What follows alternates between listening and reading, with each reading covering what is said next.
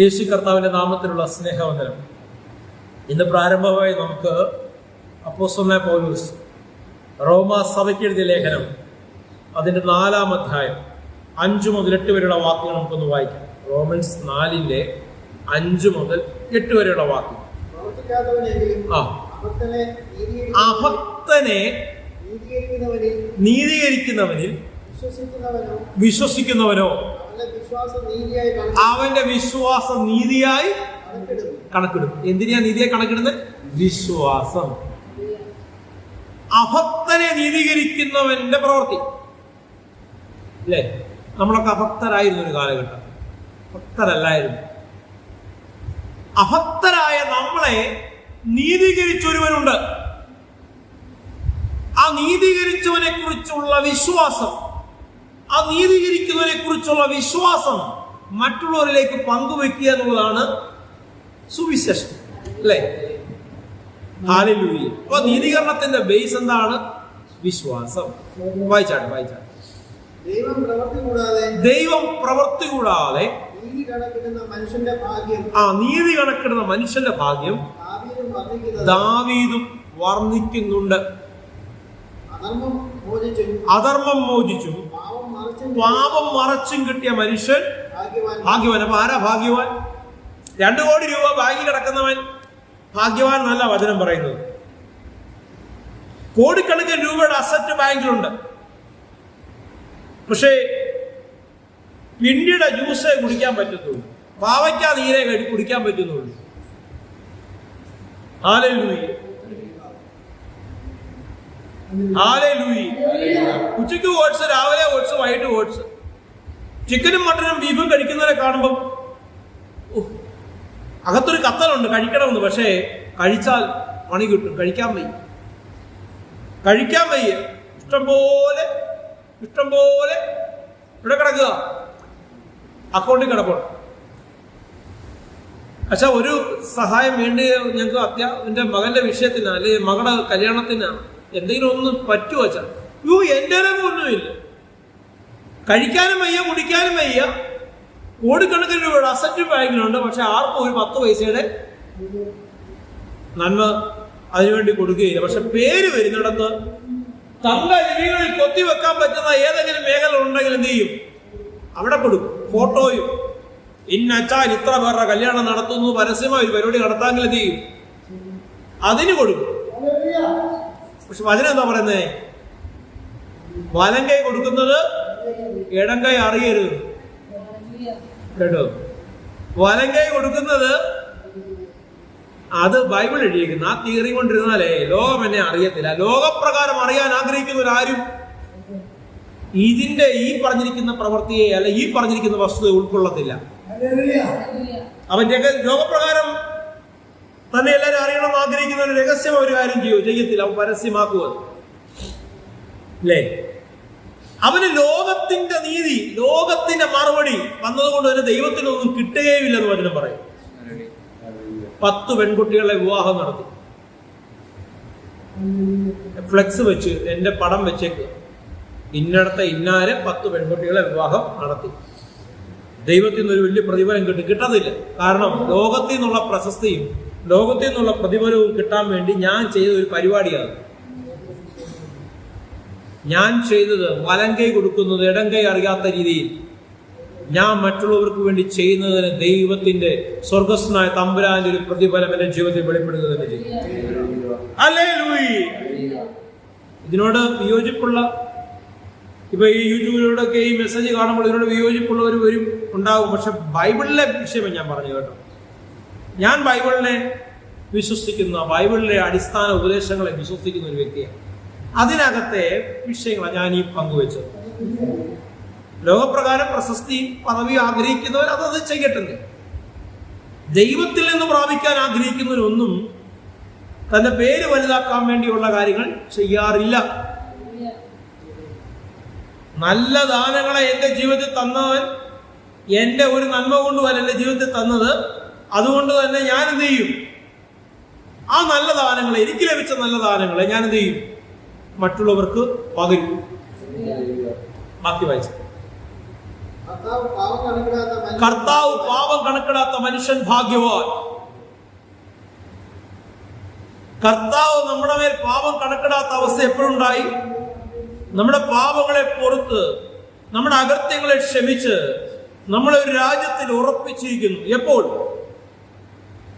Calvary കൊലക്കളത്തിൽ എന്താണ് സംഭവിച്ചതെന്നുള്ള പരിജ്ഞാനം, അത് മുഖാന്തരം എന്റെ ജീവിതത്തിൽ ഉണ്ടാകുന്ന വിടുതലിനെ കുറിച്ചുള്ള ബോധ്യം, യേശുക്രിസ്തുവിലുള്ള വിശ്വാസം, ഹല്ലേലൂയ, ആ പൂർത്തീകരണ ശുശ്രൂഷയിലുള്ള പൂർണ്ണമായ വിശ്വാസം, ആ വിശ്വാസം മുഖാന്തരം അത്രേ എന്റെ പാപങ്ങളെ എന്നിൽ നിന്നും കർത്താവ് എടുത്തു മാറ്റിയത്. എന്റെ ഒരു നീതി പ്രവൃത്തി കൊണ്ടല്ല, അല്ലെ എന്റെ ഏതൊരു മേന്മ കണ്ടുകൊണ്ടല്ല. ഇതിന്റെ പിന്നിലെ അടിസ്ഥാനം എന്റെ വിശ്വാസം. ആ വിശ്വാസം പോലും ദൈവത്തിന്റെ കൃപയത്ര. രാമീൻ പറഞ്ഞാട്ട് എബ്രായർ 4:16 വായിച്ചാട്ടെ. എബ്രായർ 4:16 കരുണ ലഭിപ്പാൻ തൽസമയത്തെ സഹായത്തിനുള്ള കൃപ പ്രാപിപ്പാനും നാം ധൈര്യത്തോടെ കൃപാസിംഹാസനത്തിന്റെ അടുത്തേക്ക് ചെല്ലുക. അങ്ങനൊന്നും എനിക്ക് വരാൻ പറ്റാതെ, ഞാൻ പല പ്രാർത്ഥനയ്ക്കും എനിക്ക് ഒരുപാട് സൗഹൃദങ്ങൾ എനിക്ക് മുൻപ്, ഞാൻ വിശ്വാസ ജീവിതത്തിൽ കടന്നു വരുന്നതിന് മുമ്പ് വിവിധ മേഖലകളിൽ എന്നോട് പ്രവർത്തിച്ചവരുമായിട്ടുള്ള പഴയുള്ള ബന്ധങ്ങൾ വെച്ച് ഞാൻ അവരെയൊക്കെ ഫോണിൽ വിളിക്കുമ്പോൾ അവരെന്നോട് പറയും, അങ്ങനൊന്നും എനിക്കിപ്പോൾ കടന്നു വരാൻ പറ്റത്തില്ല. ചായന്റെ കാര്യം, ഒരു കൂട്ടായ്മയ്ക്കൊന്നും വാ, പ്രാർത്ഥന നിങ്ങളുടെ ജീവിതത്തിൽ വിടുന്നുണ്ട്. അതിന് ഞാൻ യോഗ്യനല്ല. പലരിൽ നിന്നും കേട്ടിട്ടുള്ള വാക്ക് കേട്ടോ. അതിന് ഞങ്ങൾ യോഗ്യനല്ല, അല്ലെങ്കിൽ ഞാൻ യോഗ്യനല്ല. എനിക്ക് ഇന്ന കുറവുകളുണ്ട്, ഇന്ന പ്രശ്നങ്ങളുണ്ട്, ഇന്ന വിഷയങ്ങളുണ്ട്, എനിക്ക് അങ്ങോട്ട് കയറാൻ പറ്റത്തില്ല.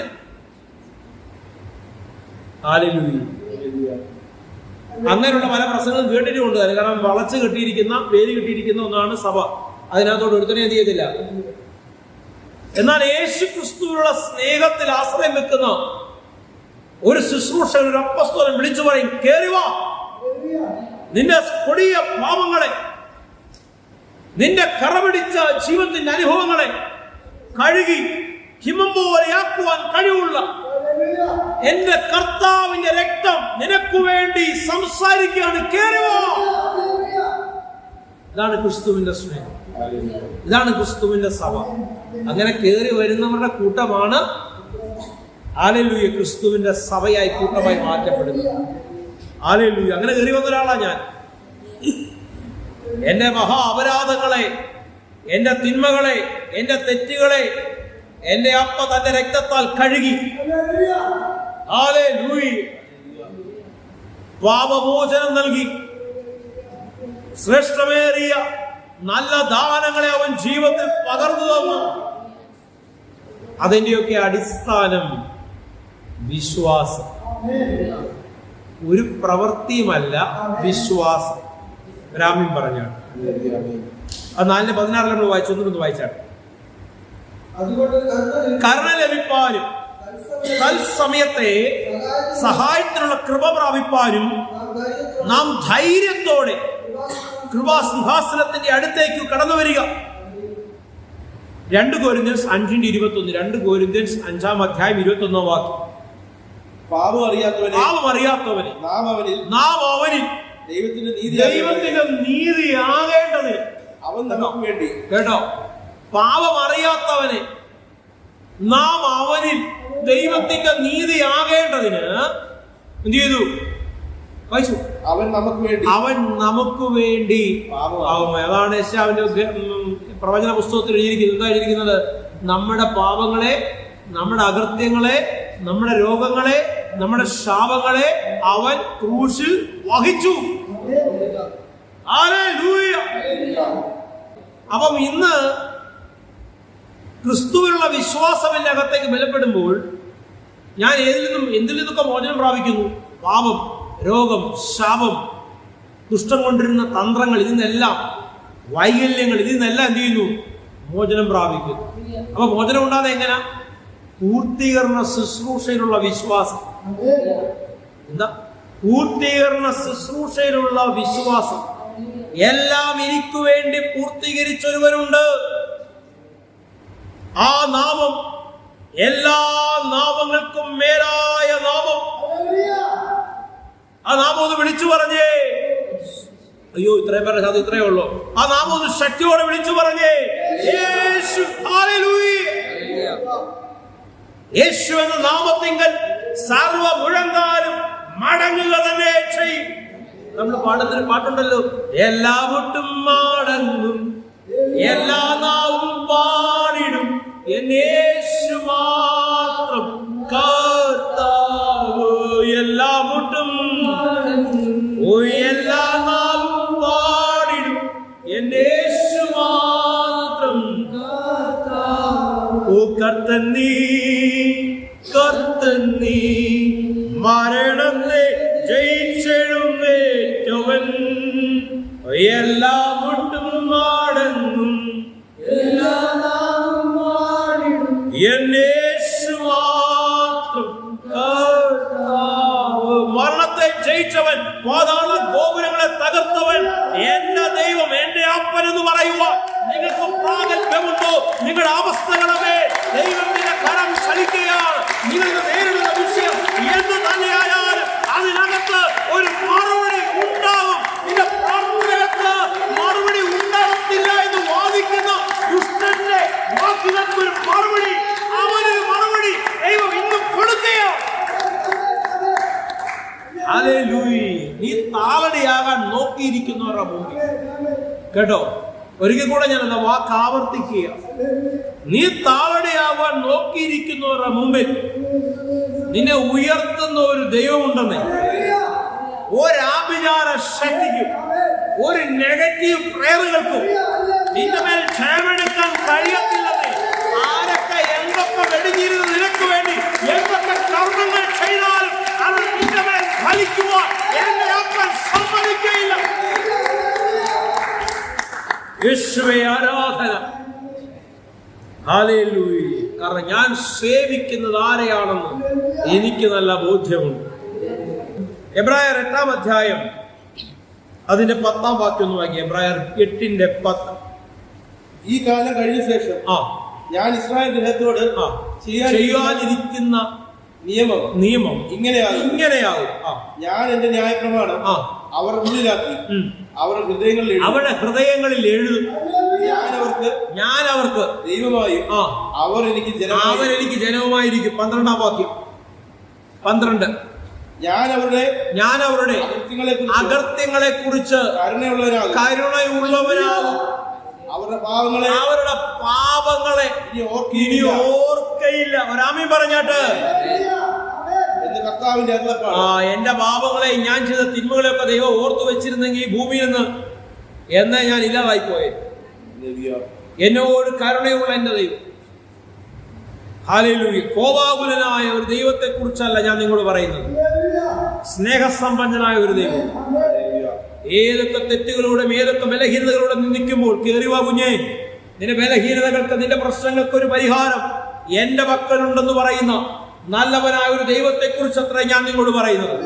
അവസാന തുള്ളി രക്തം വരെ ഊറ്റിത്തന്ന യേശുവിനെ കുറിച്ചത്രേ ഞാൻ നിങ്ങളോട് പ്രസ്താവിക്കുന്നത്. ഹല്ലേലൂയ. പുതിയതെന്ന് പറയുന്നതിനാൽ ആദ്യത്തെ പഴയതാക്കിയിരിക്കുന്നു. ആദ്യത്തെ ചട്ടങ്ങളെയും നിയമങ്ങളെയും പ്രമാണങ്ങളെയും കൽപ്പനകളെയും അത് പഴയതാക്കിയിരിക്കും, പുതിയൊന്ന് സ്ഥാപിച്ചു. എന്നാൽ പഴയതാകുന്നത് ജീർണിക്കുന്നത് എല്ലാം നീങ്ങിപ്പോകുവാൻ അടുത്തിരിക്കുന്നു. ജീർണിക്കുന്ന അല്ലെങ്കിൽ ജീർണത പ്രാപിച്ച ഒന്നിന്റെ കൂടെ അല്ല ഞാൻ ആയിരിക്കുന്നത്.